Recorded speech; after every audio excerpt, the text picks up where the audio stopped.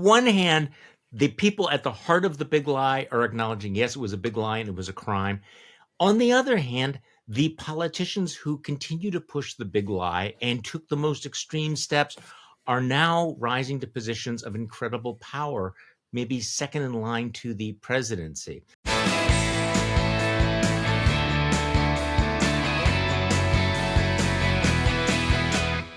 Welcome to the latest episode of the Trump Trials. I am Charlie Sykes. Look, let's just start with this day in history. I wrote about this in my Morning Shots newsletter. This should be something to bookmark for historians of the future and maybe psychologists of the future as well. On October 24th, 2023, the former president of the United States, Donald J. Trump, who is facing 91 felony indictments, spent the entire day in court listening to testimony from his former personal lawyer about all of his systematic financial frauds. In the morning, he also learned that one of his other former lawyers, Jenna Ellis, had cut a plea deal in the racketeering case against him. And sometime in the afternoon, he found out that his former chief of staff, Mark Meadows, may have been given immunity to testify before a federal grand jury about Trump's attempts to overturn the 2020 election. So on Earth 2.0, this would have been a particularly bad day for Donald Trump. But in the actual world we live in, Donald Trump had a fabulous day because with one tweet, one bleat, he reestablished his position as the apex predator of the Republican Party. He shivved the speaker ambitions of Tom Emmer, who had been nominated to be speaker. Look, I mean, there are slices of avocado that lasted longer than in the sun than Tom Emmer's speaker candidacy. So Donald Trump put out one statement saying he was a globalist rhino, and that was it. It was done. Now, why did this happen?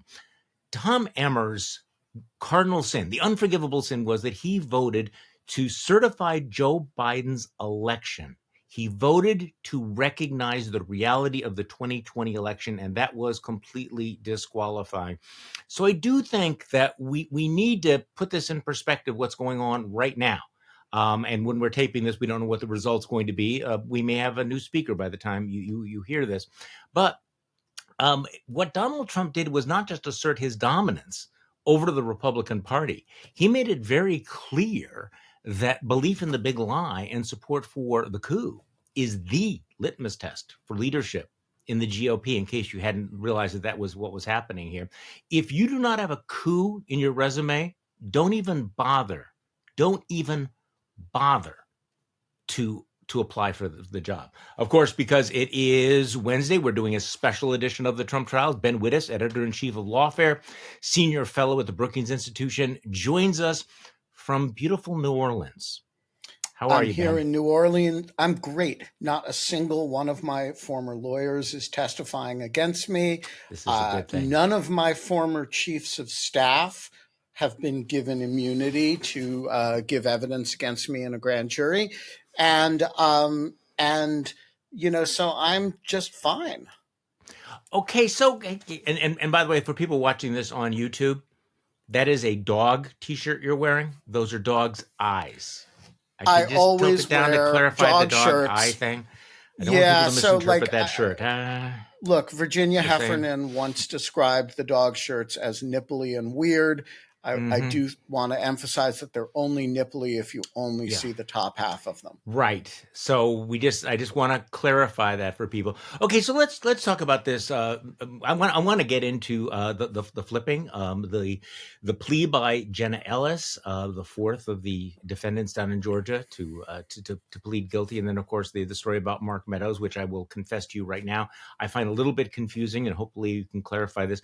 But let's just, before we get into all of this, could we talk about the new speaker designate, because it's very, very clear that this now is that Donald Trump has successfully imposed his will on the Republican conference that if you voted to recognize the results of the 2020 election, you are disqualified. You are going to be in Liz Cheney company. But this guy, Mark Johnson, Sorry, Mike Johnson. This guy, whoever even heard of this guy. It's hard to keep track of them. You go through them so quickly. I mean, you got one day it's McCarthy, and then Emmer, and then Jordan, and then Scalise, and then Johnson, and there's like 10 Johnsons in the House. What are you supposed to do with this? Yeah. Oh, okay. So before you dump on me, folks, you had to Google him too, right? Actually, there's a very funny anecdote. Somebody asked Susan Collins in the Senate, so what will it be like to negotiate with Speaker Mike Johnson, on the CR? And she said, I've never heard of him before, but I will Google him. But for people who have Googled him, realize that he was not just your run-of-the-mill Trumpist election denialist. This is, CNN reported, back in December, Trump ally lobbying fellow House Republicans to support Texas lawsuit seeking to overturn the election. Okay, so let's just remind people about this Texas lawsuit, which was completely bogus. But he apparently was enthusiastic. He was all behind this theory. And in fact, he used his personal email account to lobby fellow members of the House to sign on to this amicus brief to the lawsuit, which sought to invalidate the Electoral College votes from Georgia, Michigan, Pennsylvania, and Wisconsin. Now, take a deep breath here. We're talking about tens of millions of votes that would have been thrown out if this lawsuit, which was never going to go anywhere, but if it had won, he signed on to something that I think is way more extreme than just voting against certifying the Electoral College. So Ben, your take on that lawsuit and the fact that Mike Johnson is was all in on this, not just denying, but he does have the coup on his resume, which is why he is where he is today. So, look, there are many levels of election denialism, right? There's the level where you express doubt as to the integrity of the election. There's the level as a member of Congress in which you vote to object to certification of individual states or of groups of states. And then there's this third level where you organize frivolous litigation to try to get courts to stop the certification. And what Texas did in this case was not merely, by the way, to try to, not certify its own vote, right? It has the ability to count its vote, to certify its electors like any other state. But it tried to get federal courts to invalidate the electoral votes of other states. And so imagine that's a little bit like, Lithuania objecting to the vote count in Latvia. Right, if you think of them as they're separate sovereigns, right? Yeah. They're both part of the EU, but so these are, Georgia is its own state, Texas is its own state. Generally speaking, Wisconsin, we are our own state. Wisconsin, right? It's its own state, right? Yeah. Generally speaking, in a federalist system, Texas doesn't get to tell Wisconsin how to count its votes. Much less, by the way, to tell Wisconsin how to count its votes wrongly, since Wisconsin had counted its votes accurately, and Texas was trying to get federal courts, trying to get the Supreme Court to step in and invalidate the correct counting of votes in several states.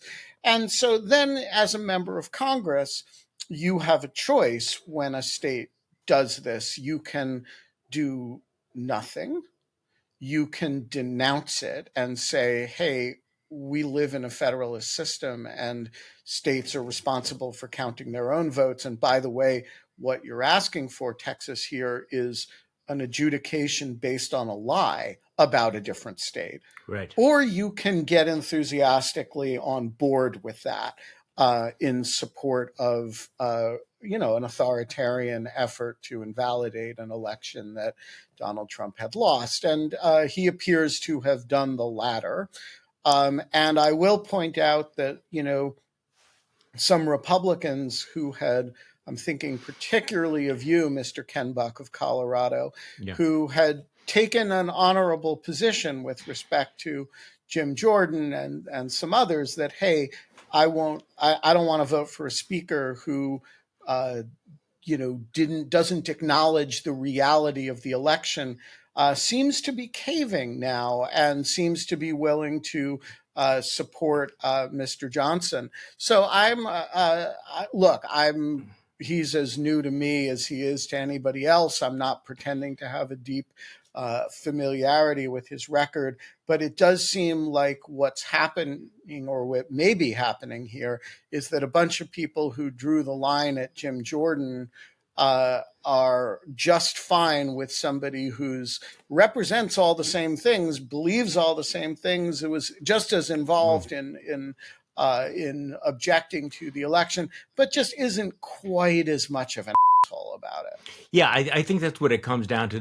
Now, just remind me, this was, I think, objectively, legally ridiculous. This thing that Mike Johnson was pushing. Did the Supreme Court? I mean, the Supreme Court didn't even take it up. Did it just basically say never mind with one sentence? Did it even I believe so.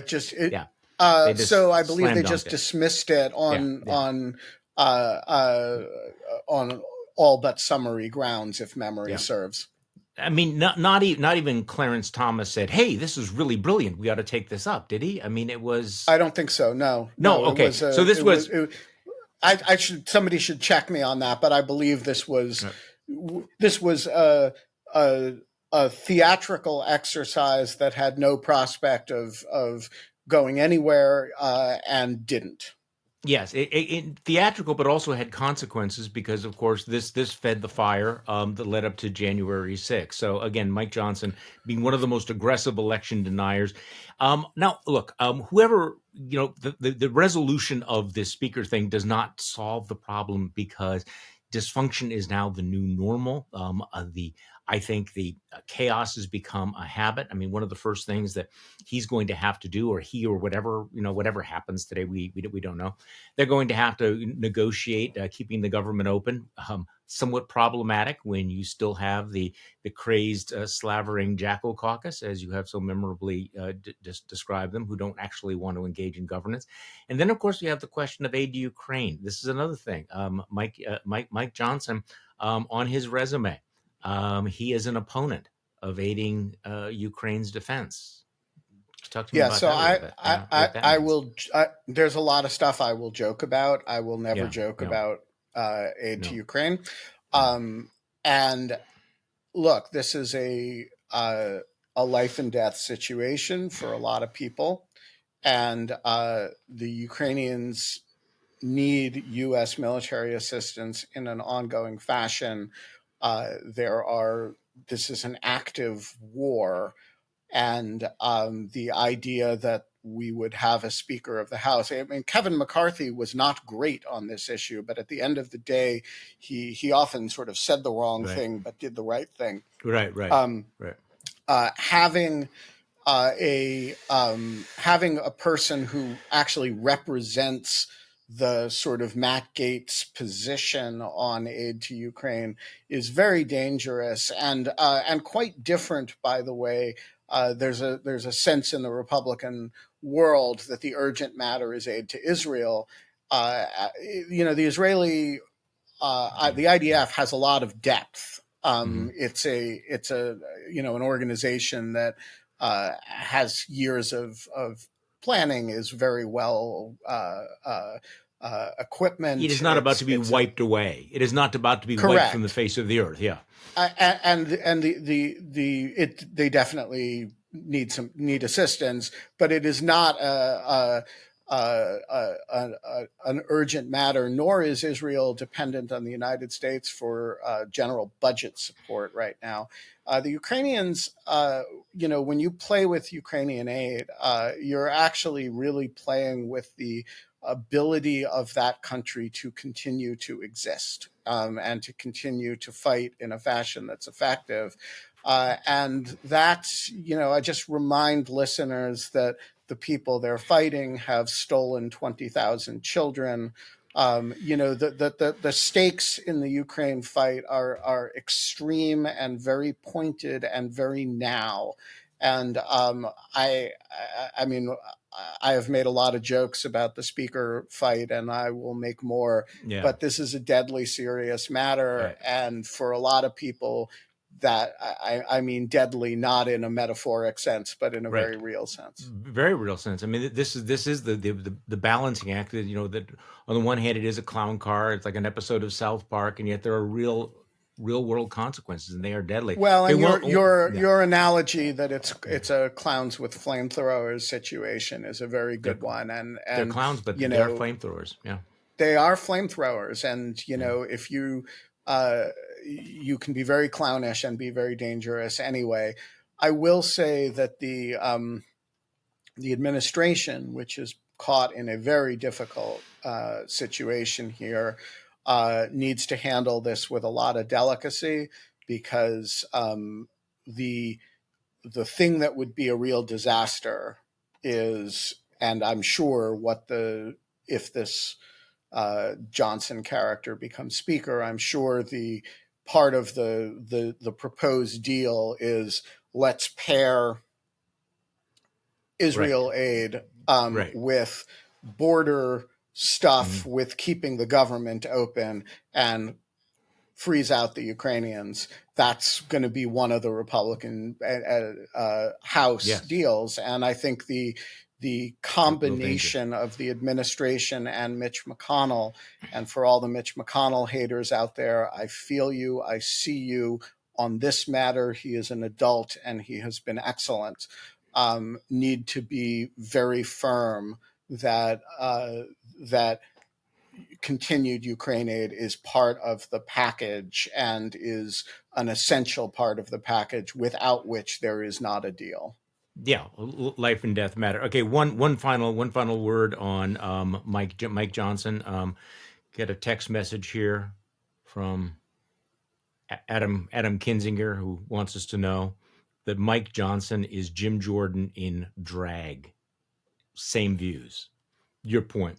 Mike Johnson is a nicer, cleaned up version, but he's basically you get Jim Jordan. Okay, so Ben, let's move on to the Trump trials, the actual literal Trump trials.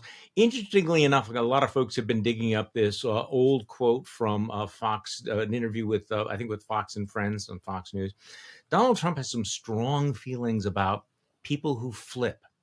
All mafia dons have this thing about, the people who break Omerta, who rat you out. But Donald Trump has articulated this over and over again. So here is, from a few years back, Donald Trump talking about people who turn state's evidence. Listen to this. People make up stories. This whole thing about flipping, they call it. I know all about flipping. For 30, 40 years, I've been watching flippers. Everything's wonderful, and then they get 10 years in jail, and they flip on whoever the next highest one is, or as high as you can go. It almost ought to be outlawed. It's not fair.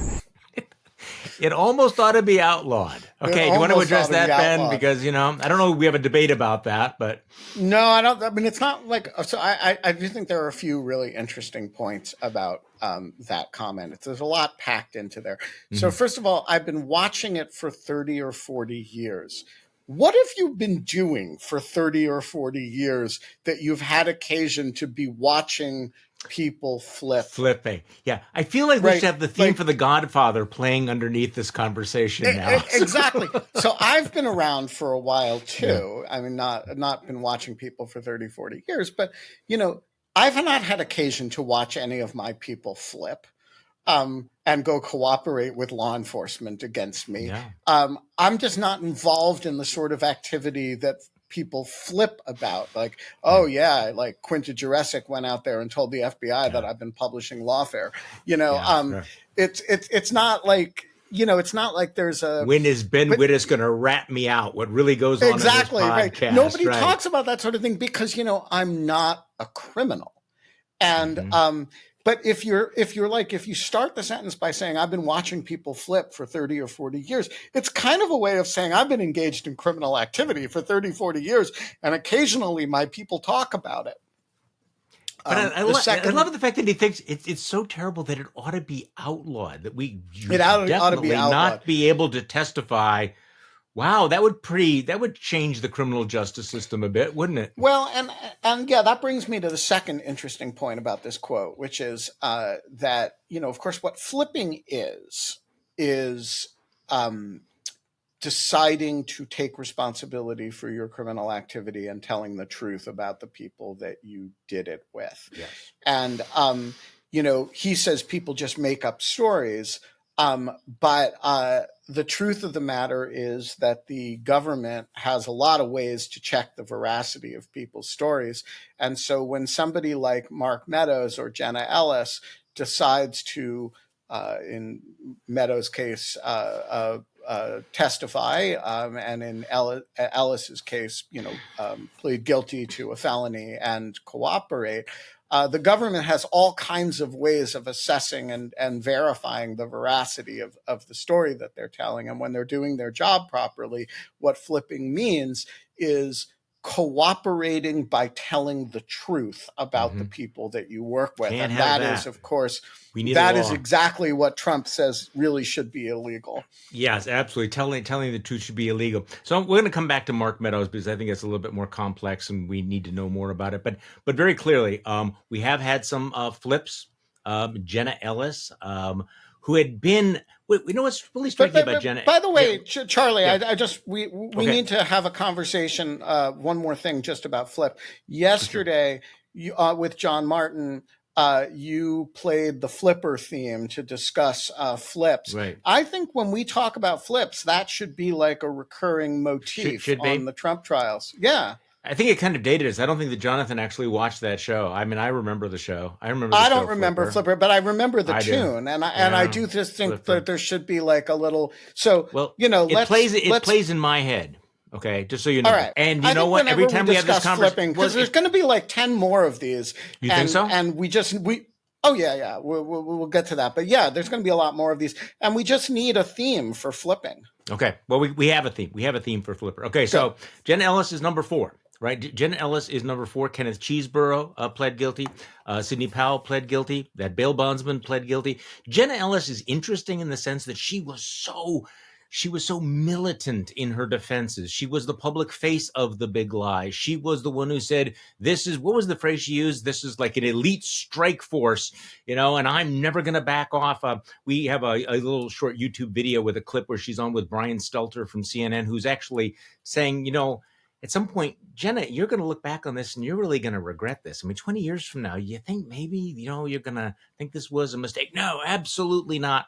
Well, that was then. Then yesterday, Jenna Ellis. And again, you have to juxtapose the images of how fiery and adamant and how there was no doubt in her mind. And then there was her appearance in court yesterday. Let's listen to a little bit of Jenna Ellis, a tearful Jenna Ellis. What I did not do, but should have done, Your Honor, was to make sure that the facts the other lawyers alleged to be true were in fact true. In the frenetic pace of attempting to raise challenges to the election in several states, including Georgia, I failed to do my due diligence. I believe in and I value election integrity. If I knew then what I know now, I would have declined to represent Donald Trump in these post-election challenges. I look back on this whole experience with deep remorse. For those failures of mine, Your Honor, I have taken responsibility already before the Colorado bar who censured me, and I now take responsibility before this court and apologize to the people of Georgia. Thank you. Wow. Ben, very different Jenna Ellis, okay? If only she had known. If only she had known. And if only, she had had relevant information. I also think there's another important if only, which is if only Trump had paid her legal bills. I suspect this plea may have been averted.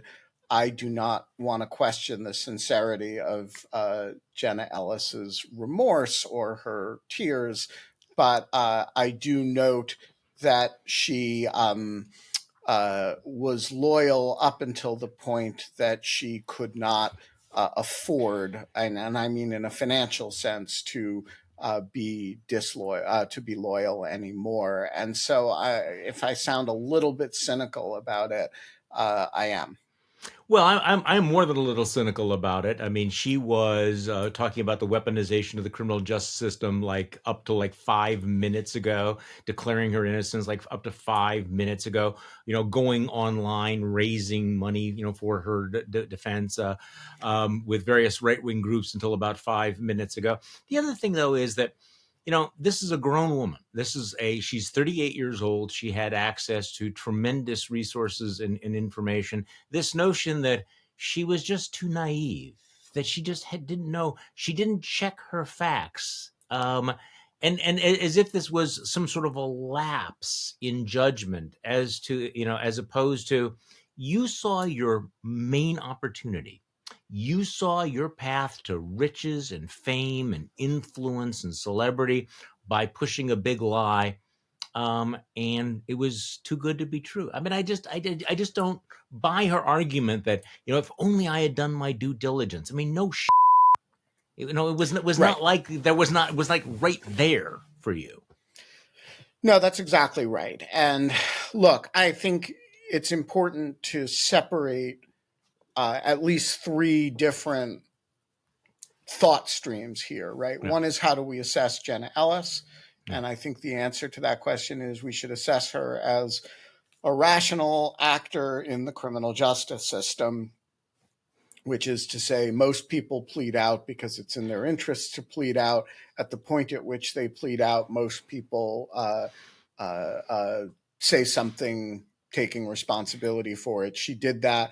The relevant question is whether she provides useful and assistance to the prosecutors at this point. The second question is, how do we assess her as a potential cooperator? And the answer here, this is completely independent of how we assess her remorse or whatever. The answer is, this is not a huge player, but it is somebody who is present for a great deal. She's, and specifically, who can provide important testimony about the effort to pressure state legislators. And so I think it's reasonable to expect her potential testimony and assistance to be of some value. I don't think it's the biggest deal in the world. I think the case could have proceeded without her just fine, but it's certainly helpful. And sorry, go ahead. Yeah, and we are seeing this pattern, though. I mean, we now have 4 of the 18 people that were charged by Fani Willis under the racketeering statute who have pled guilty. Now, there were a lot of folks who were skeptical about whether or not Fani Willis might have been overreaching by charging that many people. But obviously, her plan and her theory was to use the racketeering strategy to put pressure on a lot of folks to do what these 4 have done. So, and let's be honest about it. I mean, I was surprised. I'm not that surprised by Jen Ellis because I think she's been signaling it, but I have to admit, I was quite surprised. I wanted to get your take on this because you've watched this much more closely. I was surprised both by Sidney Powell, but especially by Kenneth Chesebro, because I thought Chesebro was probably the guy who was the least likely, who might have actually had a plausible case. I mean, didn't you think so? I mean, were you surprised by Chesebro? So I both yes and no. I was when I interviewed Ken Chesebro's lawyers on the Lawfare podcast with Anna Bauer at significant length, they insisted they were not pleading. There would be no plea. They were going to trial. We got off the line, and the first thing I said to Anna Bauer when we got off the line is, he's going to plead the night before trial. Really? And so at one level, I called it extremely exactly. And yet I was still surprised because so one thing that Ken Chesebro's, he had excellent lawyers. I really, it was actually nice to watch people deal with this like professionals. And they were fun to watch in action. I think they did an excellent job by their client. And, game likes game, they did a very, very good job. And so even as I could watch them and say, okay, they're setting up a good plea here. I know exactly what they're doing. I still, at some level, bought the act. And so, look, I was surprised, even though I was not surprised. The third level of this analysis is about Fani Willis, and it's not about Jenna Ellis at all. And it's exactly what you said, that she is methodically shrinking down the defendant pool, getting pleas, and using the big stick of, do you really want to go to trial on a racketeering matter when, she's offering pleas on relatively generous terms? And so it shouldn't be surprising that a lot of people are going to take that, and there will be more people who take that. Was Sidney Powell surprising? No, I don't think so. Sidney Powell is a little bit crazy, but she's, you go to trial on that and you get convicted, you're a 68-year-old woman, you're going to be in prison for a good long time. Yeah. And I think the same is, the same calculation is true for Kenneth Chesborough. Jenna Ellis does not have the money to go through, she put, as you said, she was fundraising on right-wing sites. She wasn't raising any money because she has endorsed DeSantis and she's, disgraced in the eyes of the Orange God King. How is she going to pay for a defense at trial? Right. And so at some point, a lot of these people have rational actor questions and they may say crazy things. This is true of, by the way, all criminals. Criminals are rational actors in the justice system. They are gain maximizers and loss minimizers. And you can say, well, they did all this crazy shit and, they tried to overturn an election. And by the way, knocking over a bank isn't the smartest move either. But once you're in the justice system, most people behave pretty rationally. And that if you apply that to this case, that means a lot of these people are going to plead out. I think at the end of the day, Fani Willis thinks she's going to trial against 3 or 4 people, not 14 or 15 people. And I suspect she's probably right.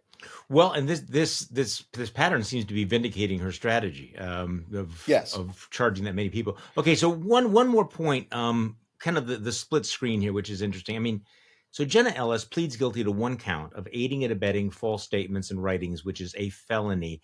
And the count she pled to stemmed from her testimony before a Georgia State Senate subcommittee in late 2020, alongside Rudy Giuliani and another Trump attorney, named Ray Smith, who I don't know anything about. So the 3 people testified that there had been 96,000 fraudulent absentee ballots cast in the election, that 2,500 felons had voted, that 66,000 underage voters cast ballots, and that 10,315 dead people voted. And Ellis is now acknowledging that she knowingly, willingly, and unlawfully made those false statements about election fraud in Georgia. And of course, this is the entire myth. So she is pleading guilty to a felony for lying about it on the same day that an election denier who wanted to have the U.S. Supreme Court hear a lawsuit that would have thrown out Georgia's entire electoral vote count is possibly elected, nominated for Speaker of the House of Representatives. So on the one hand, she's proving that it's not, you can't lie to the Georgia State legislative subcommittee, but to the whole House of Representatives, it's fine. Yeah. So on the one hand, the people at the heart of the big lie are acknowledging, yes, it was a big lie and it was a crime. On the other hand, the politicians who continue to push the big lie and took the most extreme steps are now rising to positions of incredible power, maybe second in line to the presidency. Okay, so let's continue the theme of flipping. The Mark Meadows story. The Mark Meadows story is slightly more complicated because we don't know all the details of it. ABC had this extraordinary story that Meadows has testified before the federal grand jury with some kind of immunity, maybe limited immunity, we don't know. Meadows, one of the closest aides to Donald Trump, allegedly, according to the ABC report, I shouldn't say allegedly, Meadows has told prosecutors that Trump was being dishonest when he said hours after the polls closed the election was a fraud. Obviously, he said, we didn't win. Meadows told the prosecutors. He told them he agrees with the Department of Homeland Security's assessment that the 2020 election was the most secure election in American history. Of course, when Chris Krebs said that, he was fired by tweet. Meadows, of course, has a mixed record. In public, he has said repeatedly that he believes Donald Trump. He was the person who set up that Georgia call with Brad Raffensperger when Trump asked him to find the 11,780 votes. He was backstage on January 6th. He wrote a book that apparently he is throwing under the bus, making all kinds of claims. So yeah, I want to retract, by the way, all the factual statements I've ever made in any books that I've written. I assume you don't stand by any of the facts and how the right lost its mind or anything. Just because I wrote them doesn't mean that. Yeah. Just saying. Okay. So first of all, what do you think is going on here? I tweeted last night. Meadows has flipped. And a reporter, I'm not going to name him, said, no, this is not the same as flipping. It's not accurate to use the word flipping because he's been given maybe limited use immunity to testify. So give me your sense. What do you think is happening? Because I'm a little confused. Okay, what's happening with Mark Meadows?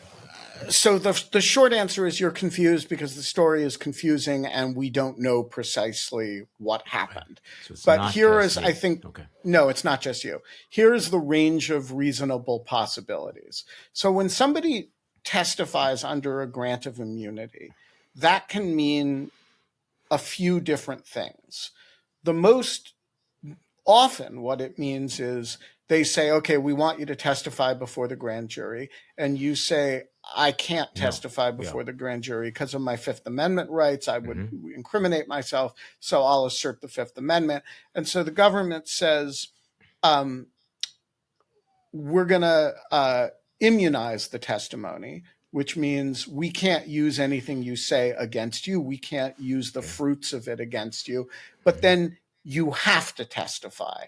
And sometimes they can do this by agreement. They protect your Fifth Amendment rights essentially through the immunity instead of by your keeping silent. But sometimes they do it by court order. There's actually a statute that allows them to get a court order that says, A, Charlie Sykes, you must testify, and B, you're subject to an immunity order for the use of the testimony and the derivative fruits of that immunity. So that's one thing it could mean. The second thing it could mean is that they have an agreement with Mark Meadows that he is cooperating and that they are immunizing him. That is, he is now a cooperating witness and he's helping the government in their investigation. This would be more of a flipping situation. My guess is that it's the first situation. And the reason I think it's the first situation is that none of the stories have used phrases like, cooperating witness or is in a cooperation arrangement with the government. On the other hand, Meadows is conspicuously absent from the federal indictment. And he is, he's like, as Georgia shows, which includes a lot of information about him, he's got some exposure. And so my best guess here is that we're in a situation where and by the way, Meadows is represented by very good counsel at McGuire Woods. Again, who are pushing back on this ABC report. I mean, but I also, okay. I'm quite sure the source of this story is somebody in the Meadows camp, but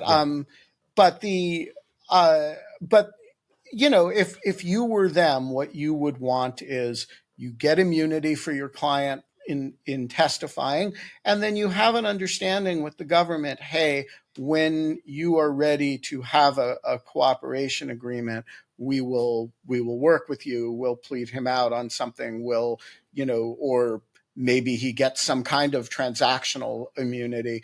But I think there's clearly some degree of cooperative arrangement or understanding between them and the government, but he's a cooperating witness at this stage. So that's my best guess, but I don't I think the facts are still pretty murky, and I don't think we know the answer.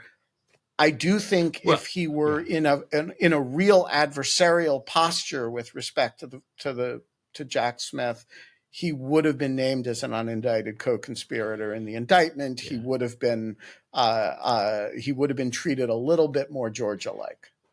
Well, the fact is, though, he apparently has, according to this report, he has already testified twice. So he has told, whatever the arrangement is, he's telling them stuff. Now, Jonathan Karl from ABC, the author as well, reported on this. He called that an extraordinarily significant development because between the election and January 6th, no other individual was closer to Donald Trump than Mark Meadows. But as a witness, given the fact that he has made all of these other public statements that he's basically now saying that everything I have said and written is false. During trial, Trump's attorneys are going to try to impeach that, right? I mean, is to say, look, I mean, you're saying this now, but this is what you wrote, this is what you said. How does that play out in a courtroom? Well, so it can play out in one of a few ways. One is that, you put him on the stand and you acknowledge up front that he's been lying about it and now he's coming to tell the truth. Yeah. This is one reason, by the way, that when you do that, it's very important that the person have pleaded to a felony, right? That they have to have some skin in the game, or else you say, oh, I'm putting Charlie Sykes on. He's contradicting everything he's ever said. And by the way, he's not going to spend a day in jail, right? This is why it's very important for cooperators in prosecutors' eyes to take pleas. And so one thing to look for is whether there is a plea with Meadows over the next few weeks. Okay, that's a very important point. But the second way it plays out is that you never put him on the stand. You use him as a whisper in your ear guidance.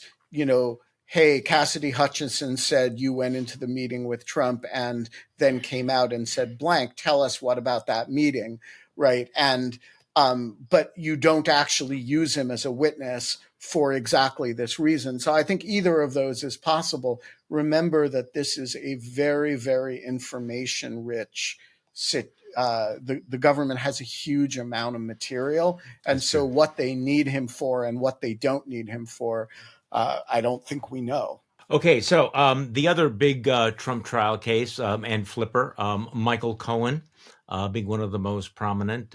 We had the rather extraordinary reunion of Michael Cohen with Donald Trump. I have to admit that among the long-term things that have surprised me, Michael Cohen was such a thuggish water carrier for Donald Trump. I remember the first time somebody suggested that he might turn against Donald Trump. I was extremely skeptical. Well, obviously he has.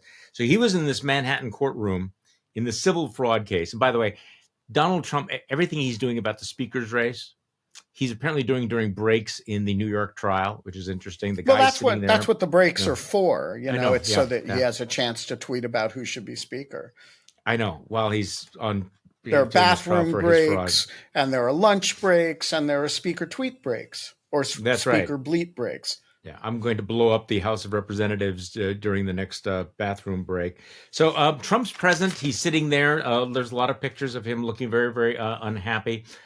Cohen describes Trump as a criminal and a cheat from the witness stand. The loyal fixer was called to testify about Trump's annual financial statements, which are at the heart of this case. And he testified that Trump directed him to reverse engineer the financial statements to reach Trump's desired net worth.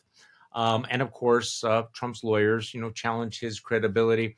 So let's talk about this case. I mean, this case is one that I think it's pretty safe to say that Donald Trump is going to lose this case. But is Michael Cohen? I mean, how important is Michael Cohen, and how, I guess how problematic is his testimony given his own track record, including his criminal convictions in the past?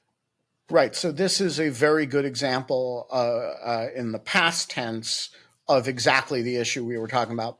Yeah, Mark Meadows in the present tense, right? This is a thuggish criminal who was as you described, water carrier for Trump on a whole bunch of things, who turns against him and, appears to have told the truth about a bunch of things.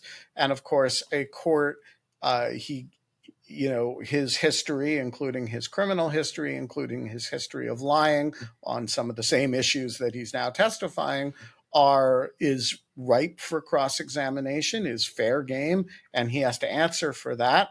And the trier of fact, which in this case is a judge, and in the case of in a criminal case is a jury, gets to decide how much weight to give it, and which version of Michael Cohen they believe. Now, the wrinkle, of course, is that, and this is where I think a parallel with Meadows makes a lot of sense, actually, that Michael Cohen is testifying as to things that are also painfully obvious from record evidence. So that these books were fudged to make properties worth what they wanted to make. We know that from other things. And so you're actually having him testify not to establish the cheating, because we know that these valuations were garbage from 100 other means, but to add some texture to it, to give another validation of it, and to talk about it from the inside. And so you're not relying only on him. Right. And I think that's a good indication, that's probably crucial, of the way that people are likely to use Mark Meadows on these points. Okay, so the other big development over the last couple of weeks that I'm fascinated by are the gag orders, the restrictions on Donald Trump. Now, my understanding is that Judge Chutkan's limited gag order has been lifted temporarily, so there's actually not a gag order in place at the moment. Is that correct? Yeah, so get your bleats in quickly, because, if you have something to say about witnesses, DC jury pool, get it in really fast before the judge enters her final order. Well, that was what I was going to ask you about. Donald Trump put out a bleat attacking Mark Meadows this morning, and Kyle Cheney writes this Trump post about Mark Meadows is like a checklist of things barred by the now suspended gag order. It includes a direct attack on Jack Smith. It calls cooperators weaklings and cowards, and comments on the substance of Meadows' testimony. Meadows, a known witness. So if that gag order was in place, this statement, this attack on Meadows, would obviously be something that Jack Smith would bring to the judge's attention. I'm guessing that Jack Smith will anyway bring it to the judge. Yes, I'm sure he will, and I'm sure Chutkan placed an administrative stay on the order by way of allowing adjudication of, allowing its appeal and whatnot. And I suspect also of improving the text of it herself. There were some questions about her use of the word target, about the sort of vagueness of the order. And I wouldn't be surprised if she perfected it a little bit, amended it a little bit herself by way of making it a little bit more bulletproof. This will remind her to do it quickly. And, it will also, I think, remind her of the importance of the order, with not that she needs a reminder of it, but Trump will, there's nothing like issuing an order, freezing it by way of making sure your workmanship is proper, and then immediately having it flagrantly violated and not being able to do anything about it because you suspended your own order. Right. I suspect she will want the order in place and binding in light of this as quickly as possible. Yeah, I think we will learn that very, very quickly. Ben Wittes, thank you so much for another edition of Trump Trials. I appreciate it. Hey, we will be back next week, and we will do this all over again. Probably on Thursday next week. And thank you all for listening to today's Bulwark podcast. I'm Charlie Sykes. We'll be back tomorrow, and we'll do this all over again.